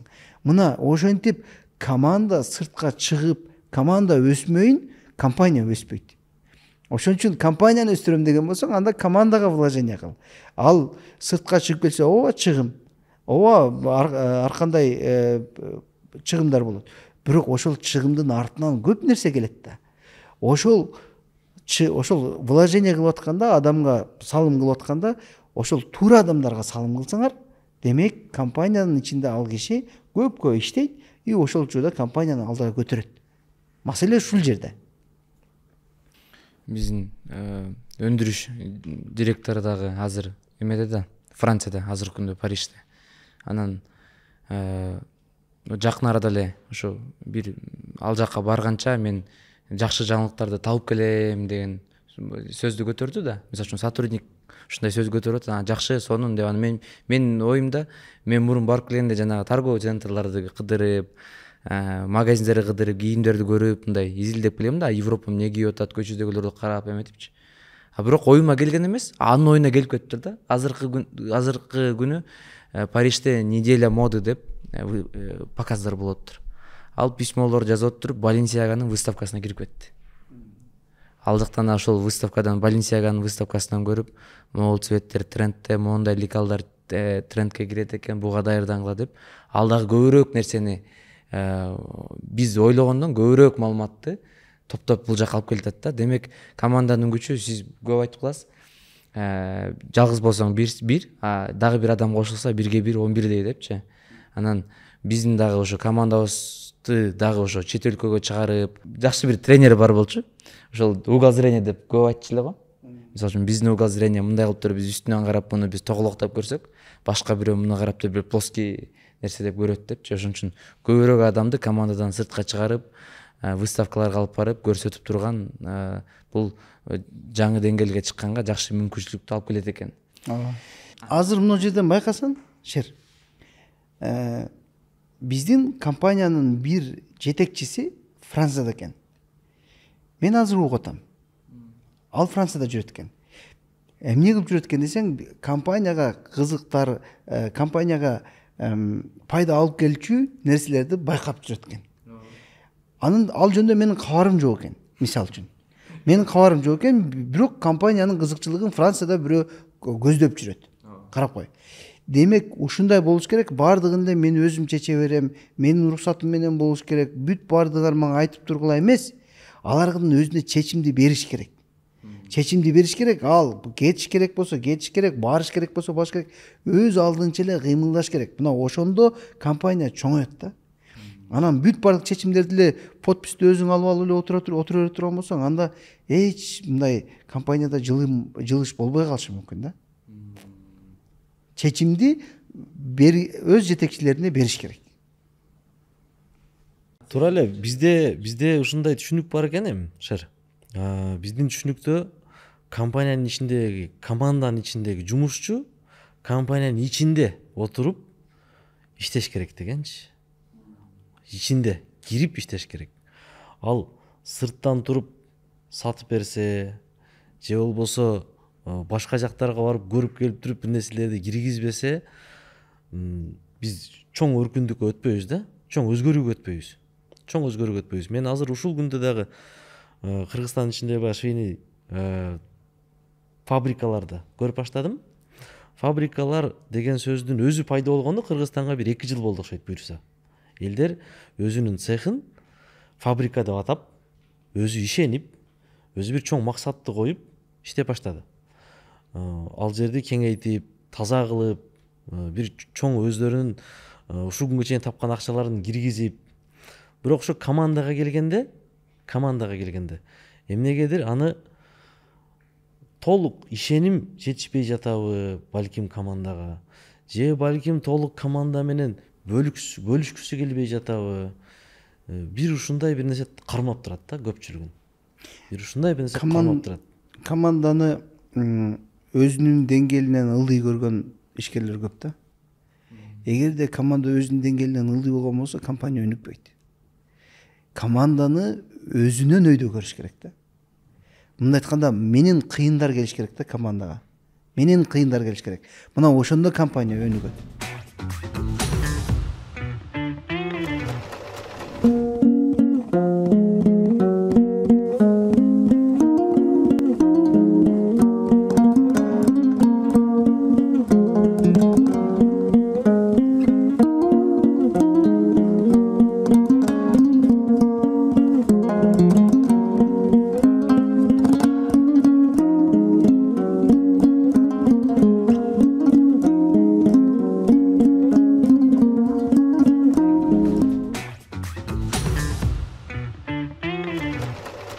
Мен мындай да формуланы көргөм да, MBA окуп аткандачы. Мисалы үчүн жалпы команданын деңгээли 5-чи деңгээл болсо, ишкананын деңгээли 5-чи деңгээлге чейин эле өсөт экен да. Андан кийин ушул команданын деңгээли 5 да, же сен командаңдын деңгээлин өстүрүүгө салым кылсаң болбосо сырттан алып кел. Сенин задачаң командаңдын деңгээлин 5тен 6га көтөрүү. Себеби эч качан ишкана команданын деңгээлинен өсүп кетпейт экен да. Мисалы үчүн 7-чи деңгээлдеги команда иштеп жүрүп анан алар кетип туруп 4-чү деңгээлдеги команда келип кала турган болсо ишкана сразу эле 4-чү деңгээлге түшүп кеткен. Эч кандай команданын колундагы каражат жардам бербейт экен да. Бул MBA'ден мен ошол окуп ошону көрүп азыр Сүймөн Кулбакеде тастыктап атат да.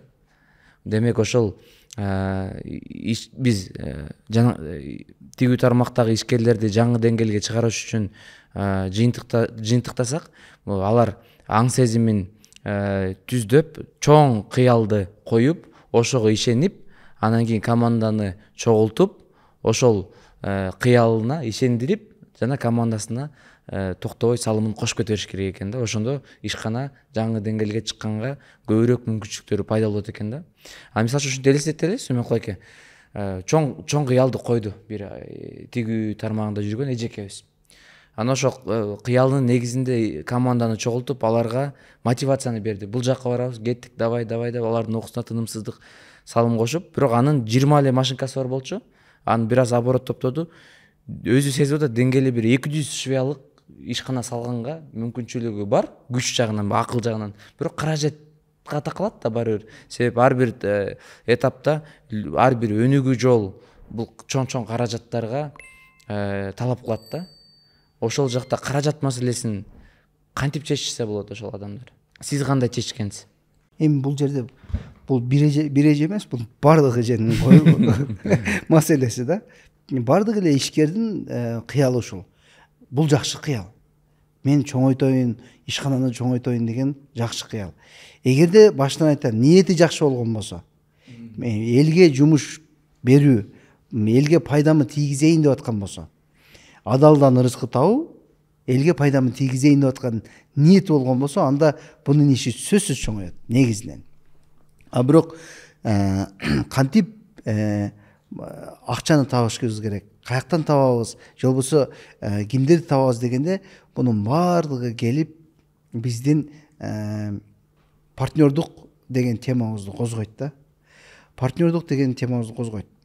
Негизи эле мен бул теманы көпчүлүк жерде эле айтам, айтып келем, айта берем. Себеби бул Кыргызстандагы ишканалардын деңгээлин өйдө көтөрүш үчүн бул бир гана жол партнердук. Силер айткыла, дүйнөдөгү чоң компаниялардын карасаңар, негиздөөчүсүн өздөрү 3%, 1%, 2% менен эле жүрүшөт. Калганын баардыгы партнер.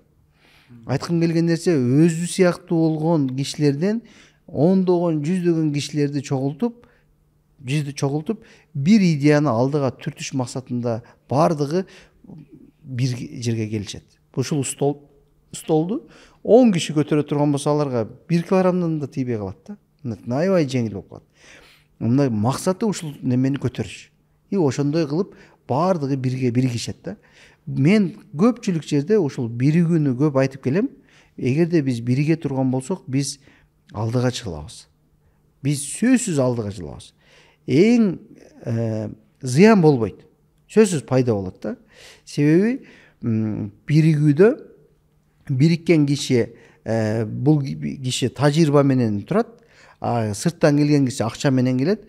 Акча менен келген киши тажрыйба алып чыгат. Билими менен келген киши акча алып чыгат. Же болбосо экөө тең мындай зыянга учурабайт. Экөө тең пайдага келет. Ошон үчүн бул биригүү бүгүнкү күндө эң чоң көйгөй, биздин көйгөй ушул болуп атат да. Дүйнөдөгү биз колдонуп аткан брендтердин, же болбосо биз билген, таанаган компаниялардын бардыгында жүздөгөн партнерлор бар. Биз 2-3 киши менен бириге албай, тил табыша албай, көпчүлүк учурда биз өзүбүз бар мүмкүнчүлүктөрдү жоготуп коюп турабыз. Эгерде мисалы үчүн мага 100 000 деген заказдар келип атат, мисалы үчүн. Эгерде ошол 100 000 деген заказдарды мен бөлүшүп, менде эгерде ишеничтүү партнерлор болгон болсо, бөлүшүп тиге турган болсок, биз аткара алабыз да. Ошол сыяктуу биз ошондой бири-бирибизге ишенишибиз керек да. Эгерде ишенбесек, анда биз бул мүмкүнчүлүк мага да тийбейт, буга да тийбейт, кетет да. Ошон үчүн биз биригүү эң негизги маселе бүгүнкү күнү. Мен көпчүлүк жерде айтам го, биригүү бул исламдан келген. Исламдан келген. Каяктан келген бул биригүү? Же болбосо бизде туура эмес кээ бир макалдар бар. Шериктүү ашты ит жебейт деп коет да. Бул туура эмес айтылган макал да. Бүгүнкү күнү себеби мунун туура эмес экендигин каяктан айтам? Себеби Куранда айтат. Эгерде силер биригип иш алып бара турган болсоңор дейт. Иш алып бара турган болсоңор, силер жазышкыла дейт. Жазышканыңарга адилеттүү бирөө күбө болсун дейт. Бул нотариус жөнүндө айтат да, мындай айтканда. Ошол эле учурда биригүү деген эмне деген десе, биз өзүбүзчө намаз окуй турган болсок, бирден сооп болгон болсо, эгерде төртөөбүз биригип намаз окуй турган болсок, 27 эсеге көбөйөт. Туурабы? Анан ошол төртөө бириккендиги үчүн аябай чоң мүмкүнчүлүк пайда болот да. Демек биригүү бул 7 кылымдан улам эле келатат бизге, бириккиле деп. Ошол биригүү эң чоң жолдорго түзөт экендигин көрсөтүп атат. Бирок бүгүнкү күнү биз ушуну Кыргызстанда колдонсо бир аз эле саналуу эле компаниялар колдонот биригүүнү. А көпчүлүгү өз алдынча уруп кетип атат да. Дүйнөдөгү белгилүү компаниялар алар эчак эле биригип, эчак эле чоң ийгиликтерди жаратып, дүйнөгө таанымал болуп калды да. Ошон үчүн биригүү кандай пайда берет деп бир алымдан сураганда, ал киши айткан экен да.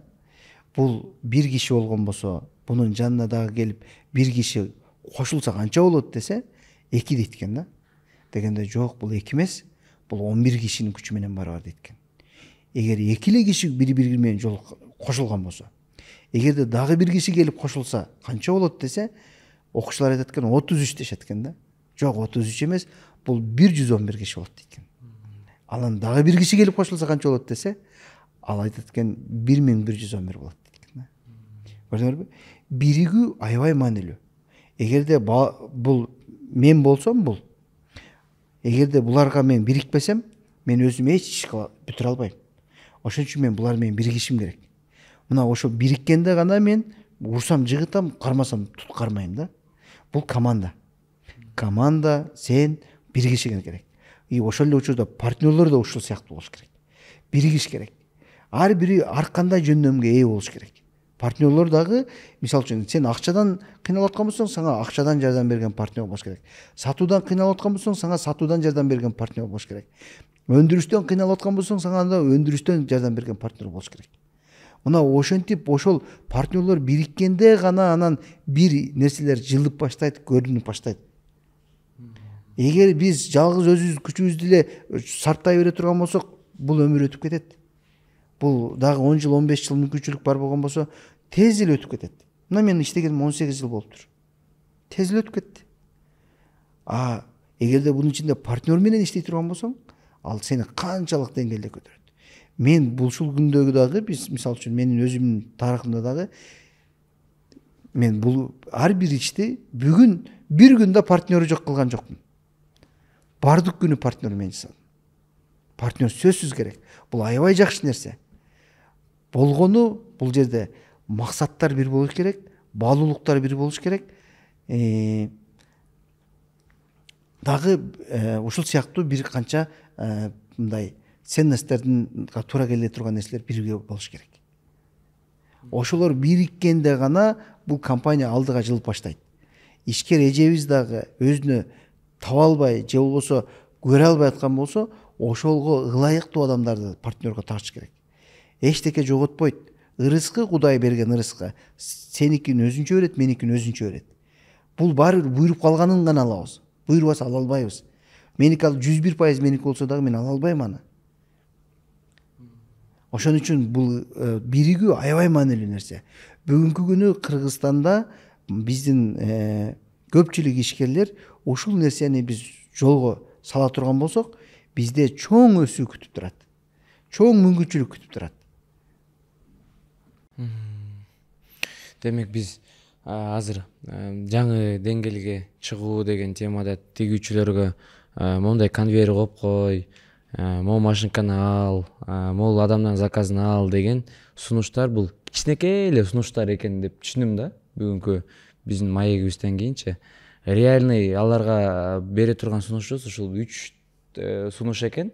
Биринчиси чоң кыял коюп, аң сезимди түздөп максат коюу. Экинчи команда чогултуу. Үчүнчү баалуулугу туура келишкен, максаты туура келишкен, күчтүү жана сенин минустарыңды плюс менен чыгара турган партнер табып жумушту улантса, сөзсүз түрдө тигүүчү ишкер жаңы деңгээлге чыгат. Ооба. Коркпош керек. Коркпош керек. Ал партнер келсе менин бизнесимди тартып алат, же болбосо партнер келсе мен буну алып коет, же болбосо ал билип алат, же мындай деп коркпош керек. Сен муну жасаганды билесиңби? Сен буну алып койсо деле эшикке чыгып жасаганды билесиң. Жасай аласың. Ал сенин билимиң алып кете албайт да. Сен ошон үчүн аны коркпош керек да. Ал киши келсе деле, ал киши деле салымын кошот. Ал киши да өзүнүн билимин кошот. Сени өстүрөт. Сен өсөсүң ошондо. Сен адам менен адамдын ортосундагы мамиле түзгөндү үйрөнөсүң. Анын пикирин сыйлаганды үйрөнөсүң. Сен мындай айтканда эсептешкенди билесиң. Сен ошентип анан өсөсүң сен. Сен байкалбай укмуш өсөсүң. Салыштырмалуу жеке иштеп аткан адам менен бул жакта партнер менен иштеп аткан экөөнүн айырмасы 10 эсе чоң. Партнер менен иштеп аткан ал тиги кишинин дагы пикирин эске алып туруп иштейт. Тиги кишинин дагы көңүлүн эске алып иштейт. Мындай айтканда мен үчүн партнеру жок кишиге караганда партнеру бар киши баалуураак. Дагы бир нерсе айтайын. Партнер болуп көргөн киши анан элге сырттан тартып алып келе турган болсоң, ал башта 2-3 бизнесте партнер болгон болсо, анда дагы сага жеңилирээк. Партнер боло эле кишини алып келсең, анда сен үчүн дагы кыйыныраак. Экөө тең партнердун тажрыйбасы жок болуп, бир аз жүдөп калышы мүмкүн. Пайда талашып, бири менен талашып калышы мүмкүн. Ошон үчүн тажрыйбалуу партнердук бул экинчи бөлүк. Бул аябай башкача тажрыйба бул. Биз масштабирование деп атабыз, Сүймөнкул байке. Кыялдануу деп атабыз. Кыргызстандын ичиндеги бир мындай сиздин кыялыңыздагы дейли, же сиздин ушул тажрыйбаңыздагы чоң масштабтуу тигүү фабрикасын кандай деп көрсөк болот негизи кыргызстандыктар? Көлөмүн, же бунун адамдын саны менен, же бунун объему менен бир мындай эң масштабный дегенде азыр бүгүнкү күндө көпчүлүк эле Кулброс сиздердин компанияны айтышат да, негизи. Кулброс компаниясын айтышат. Бирок бул масштаб кыргыздардыкы.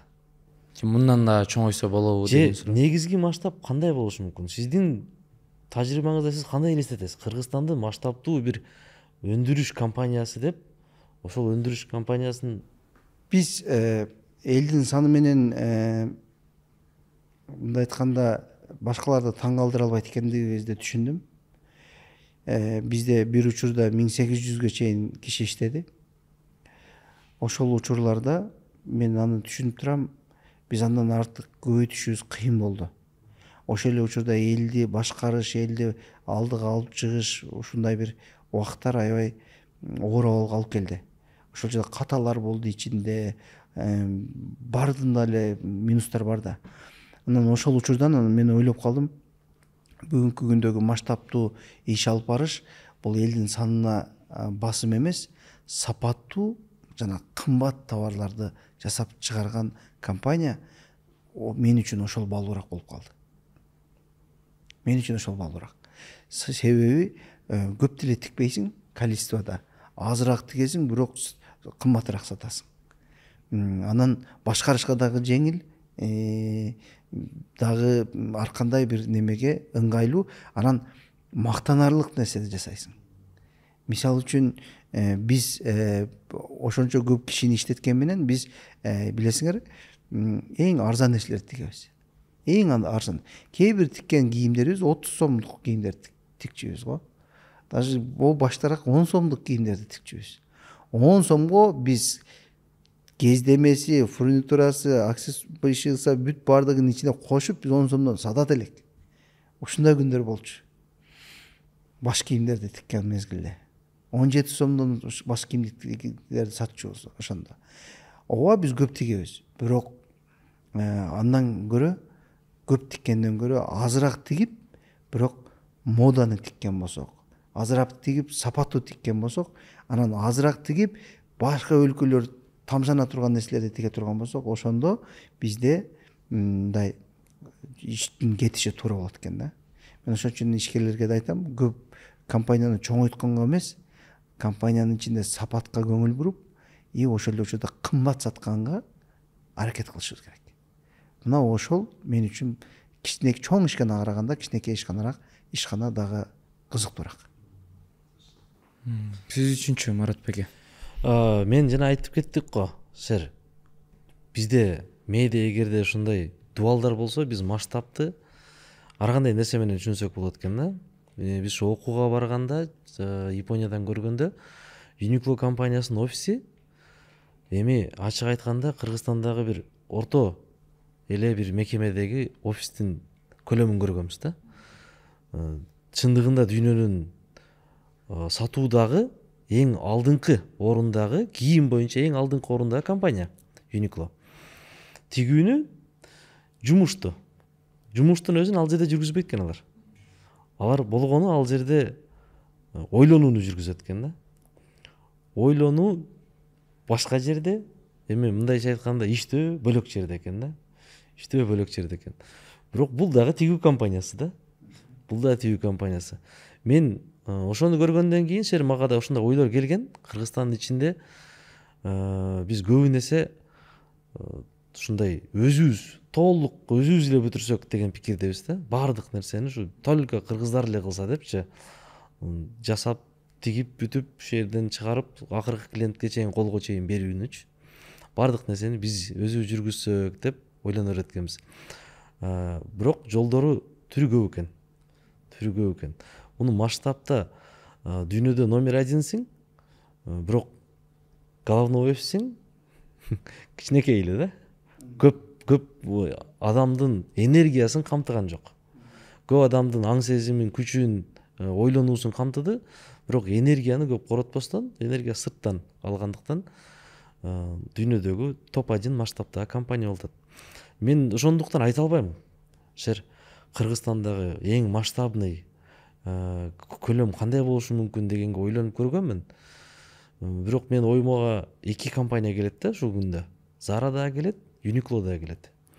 Экөөнүн тең, бирөөнүн офиси Италияда болгон болсо, бирөөнүн офиси Японияда турат. Бирок экөө дүйнөнү кийим менен дүңгүрөтүп атат биринчиден. Экинчиден кийиндирип атат. Баардыгына жетиштүү кылып тигип жетиштирип атат да. Биз көтөн Италияда, Японияда тигилбейт. Бул жакта 127 миллион население иштеп атат, жашап атат.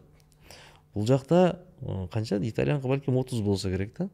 Биз өзүбүз аз болсок, биз дүйнөнү дүңгүрөтүш үчүн биздин методикаларды балким өзгөртүшүбүз керек экен анда. Сиз айткандай же биз брендти аз көлөмдө, өтө бийик сапатта чыгарсак, бул да бир дүңгүрөтүүнүн жолу. Бирок сапат менен бааны бир аз эме кылып, бааны арзандатып, дүйнөнүн количество менен да алса болот экен да. Zara алгандай эле. Эмеде финанстан кызыгып караганда мындай азыркы финансовый консультанттар бир экспертиза берип атышат да. Бул бир гана жеңил өнөр жайына тиешеси бар деп айта албайм. Мурунку 10 жыл, 15 жылда, даже 10 жыл, 15 жыл ага чейин башталат да. Мурун арзан жана көп деген бизнес модель эң ийгиликтүү болуп саналчу да. Биз деле мындай мен жаш кезде жана Кытай деп бүт эле оюнчуктар Кытайдан тигип бүт арзан нерселер өтө баалуу болуп келген да. Анан 2008 жылы бир чоң кризис болду. Анан кийинки эле чоң кризис ковидте башталды да. Ковидтен бери биз айтабыз ковидтен кийин уже азыр кризистен чыктык деп. Ковидтен бери кризистен чыга элек экен да дүйнөчү. Согуш, курс валюттары, мисалы үчүн биз үчүн да доллар 69дан 100 канчага чейин чыгып кетип, кайра düşүп азыр 90-га жетейин деп эле турат да. Рубль аябай өзгөрүп, көтөрүлүп, уже бул курсту айта албайбыз да. Эртеңки күндө кандай болот депчи. Анан финансовый консультанттар ушундай экспертиза коюп атат. Мындан нары арзан жана көп деген бизнес модель уже иштебейт. Аракеттенбегиле деп атат да. Себеби риск чоңураак дейт да. Мисалы үчүн сиз 5-10% кошуп иштеген чоң бизнес империя койдуңуз. 2000 киши иштейт. Бирок бизнес моделиңиз 10%дык бизнес модель да. Бир курсовой скачок болсо 2000 кишилик ишкана бир айда жабылып калуу коркунучу бар да. Туурабы?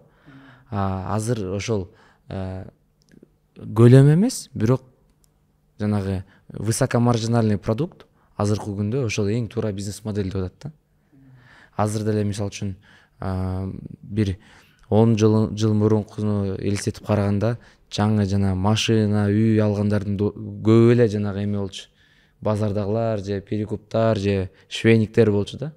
Кийинки этапта карасаңар уже жанагы билим берүү тармагындагылар, маркетинг сферадагылар, ITде чоң маржинальность. Ошол эле строй компаниялардын маржинальность чоң. Уже багыт ал жака бурулуп кеткен да.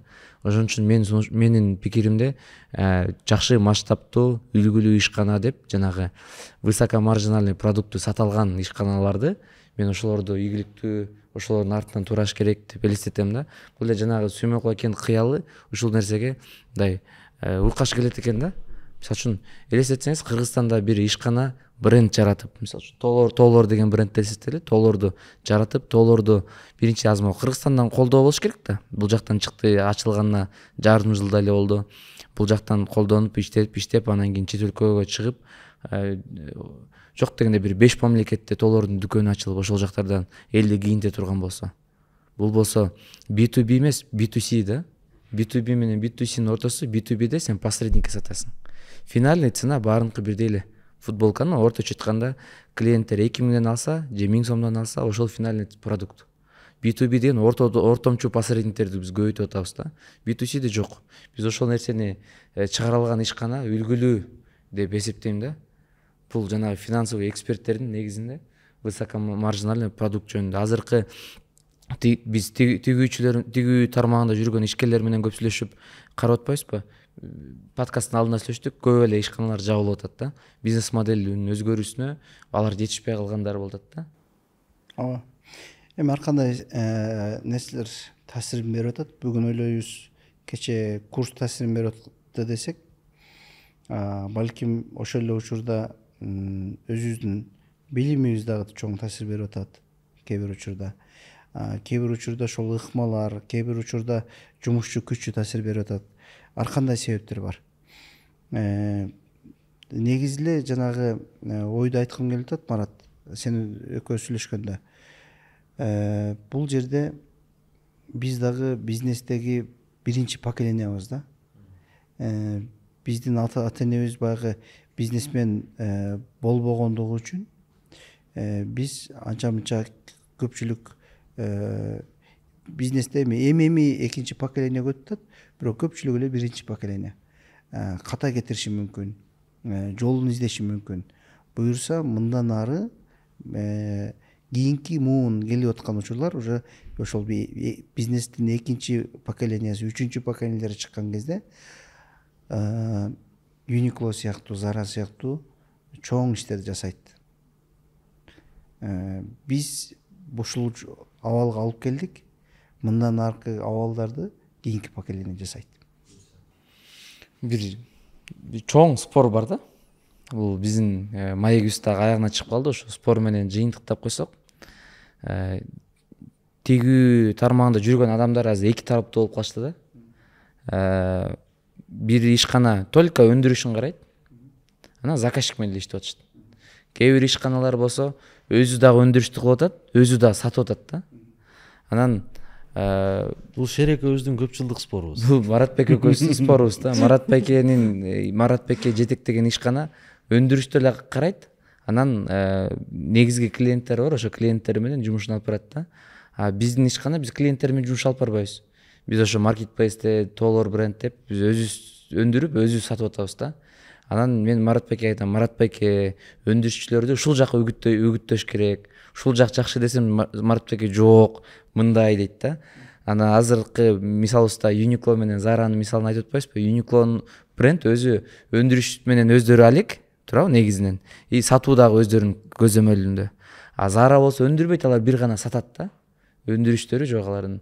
Сиздин оюңуз кандай, Сүймөнкул эке? Биз тигүү Кыргызстандын тигүү тармагы кайсы багыт менен жылыш керек?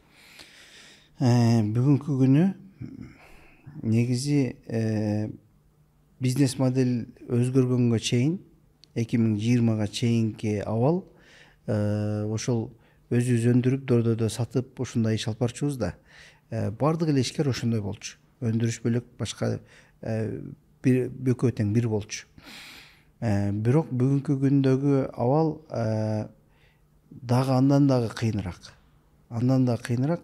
Себеби онлайн сатуу өз алдынча бир башка бир билим болуп калды. Өндүрүш баштагы эле билим. Экөө эки бөлөк болуп турат да. Мен айтайын, эски поколениябыз, биз Y поколениябыз, биз Валберсте онлайн сатууну кабылдашыбыз мен үчүн аябай оор болуп атат бүгүнкү күнү. Ишенбей деле жүрдүм го көпкө чейин, мисалы үчүн. Кийинки келген Z поколения буга аябай тез оңой кабыл алышты, оңой эле кирип кетишти. И алар үчүн ал жак күндөн күнгө кызык. Мисалы үчүн. Айткым келген нерсе, бул онлайн сатуудагы билим таптакыр бул мисалы үчүн биз кабыл албай аткан билимдердин бирөөсү болуп атат да. Менин оюмча, мен бул жерде деле дагы эле бөлөм негизи. Бөлөм сатууну бул билген кишилер жасаш керек. Өндүрүштү дагы билген кишилер жасаш керек. Экөөнү бириктирип кылса болот. Болгону эки команда эки жерде болуш керек. Демек, өкөстүк тең туура эле экен. Мен Маратбекени утпай калдым. Билем, силер экөөнү бир жерге отургузуп койсоңор, анда дагы көйгөй башталат. Мисалы үчүн, Кул Групптун бизнес моделиби, Кул Бростун бизнес моделиби? Кул келечекте. Кул Групптука келечекте.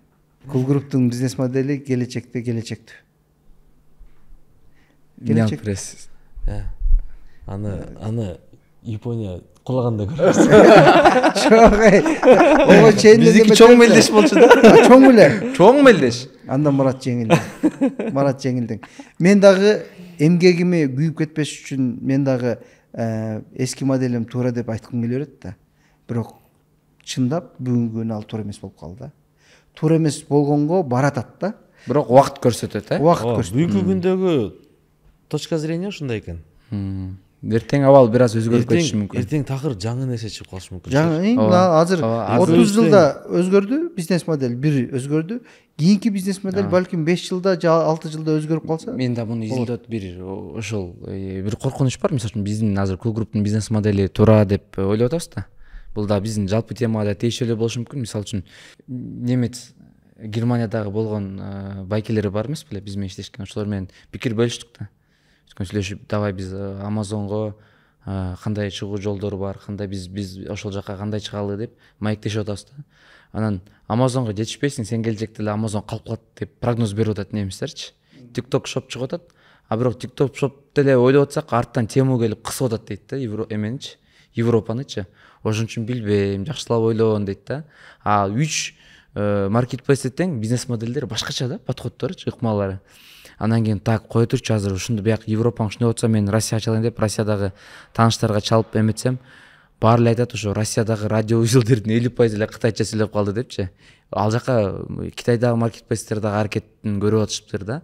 Анан мисалы үчүн эртеңки күндө тып этип туруп маркетплейс Валберс артка кетип туруп анан кийин Кытайдагы бизнес модель кирип кетсе, аны пока кыргыздар биз аны үйрөнгүчөктү, биздин өндүрүшүбүз токтоп калышы мүмкүн да. Ошол кезде сиздердин өндүрүшүңөр ошол жаңы маркетплейстин ыкмасы менен иштеген жаңы клиент эле кармалып иштеп кетишиңер мүмкүн да.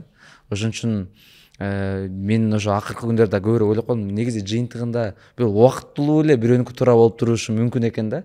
Балким азыркы күндө Кул Групптун бизнес моделинин ыкмасы жакшыраак, бирок эртеңки өзгөрүүдө ким билет, биз ошону байкап туруш керек экенбиз да.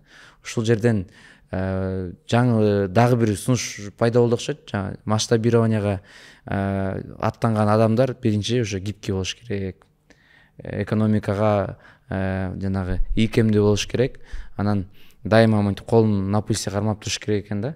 Кантип кармайсың? Бул бирикменин ичиндеги ишкерлер менен дайыма маектештүү болосуң, дайыма ушундай выставкаларга чыгып, сенин тармагыңдагы ийгиликтүү же тажрыйбалуу адамдар менен пикир бөлүшүп, экономикадагы абалга көңүл буруп туруш керек деген дагы бир жыйынтык. Ушул менен биздин тикме маегибиз аягына чыгып калды. Пайдалуу болот деген үмүттөбүз. Анан учурдан пайдаланып биздин башкы өнөктөшүбүз Optima Bankка ыраазычылык айта кеткибиз келет. Башта айткандай, Optima Bank өзүнүн ийкемдүүлүгү менен, өзүнүн ылдамдуулугу менен айырмаланат. Ошол үчүн биз дагы Optima Bankты колдонобуз.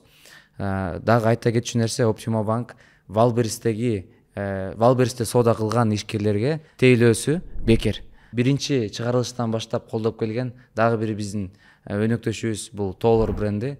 Эгерде сиз саркеч кийингиңиз келсе, эгерде сиз өзүңүздү көчмөн адам сезгиңиз келсе, өзүңүздү эркин адам сезгиңиз келсе, анда Азия Молл соода борборунун 2-кабатынан Толор брендинин дүкөнүн табасыз. Ошондой эле биздин чыгарылыштар сиздер үчүн пайдалуу болгон болсо, биздин чыгарылыштарды жоготуп албаңыздар келсе, биздин каналыбызга катталыңыздар, лайк басыңыздар. Тигүү тармагындагы жүргөн ишкер досторуңуздар жана тааныштарыңыздар болсо, биздин чыгарылыштар менен бөлүшүңүздөр жана кызыктуу комментарий жазыңыздар. Кызыктуу комментарий үчүн биздин эмки лайв подкасттарга 2 билет. Эмки чыгарылыштарда көрүшкөнчө.